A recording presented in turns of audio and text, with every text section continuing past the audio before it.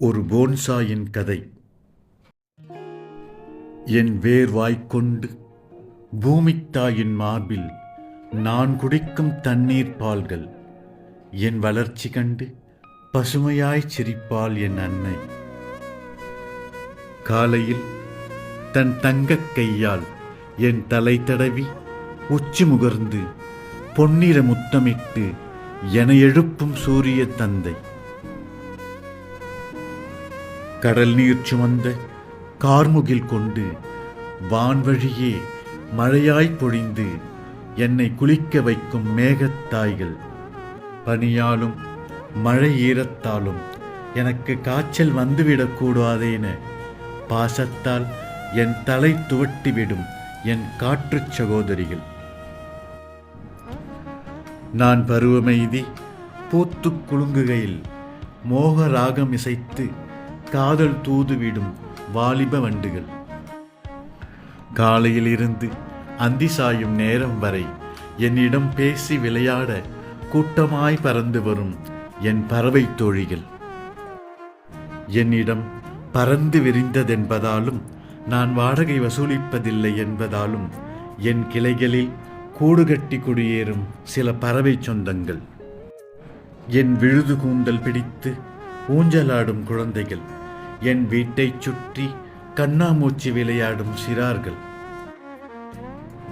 இரவில் என்னை சுற்றி மகிழ்ச்சியுடன் ஒளியூட்டும் மின்சார கட்டணம் கேட்காத மின்மினி பூச்சிகள்.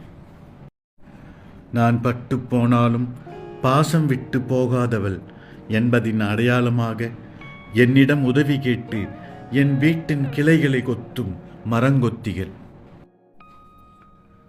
காற்றுச் சகோதரியின் தாலாட்டு, பறவை கூட்டத்தின் இசையொலிகள், என் மீது நவரச நடனமாடும் சிறு பூச்சி இனங்கள், பாலகர்களின் பரவச குரல்கள்.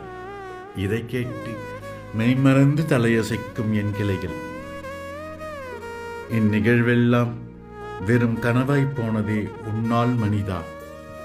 சிறு கண்ணாடி பெட்டியில் என்னை காட்சி பொருளாய் வைத்தாயே.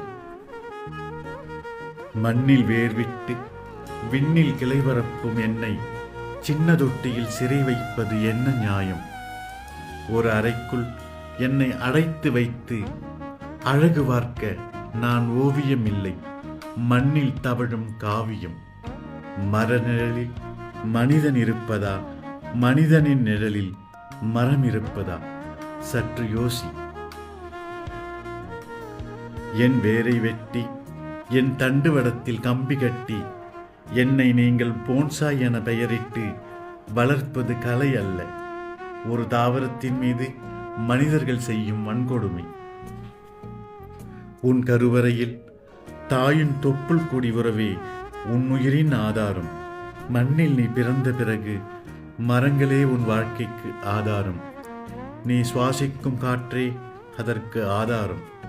ஆதலால் ஆறறிவின் அகங்காரத்தால் எங்களை செய்யாதே சேதாரம்.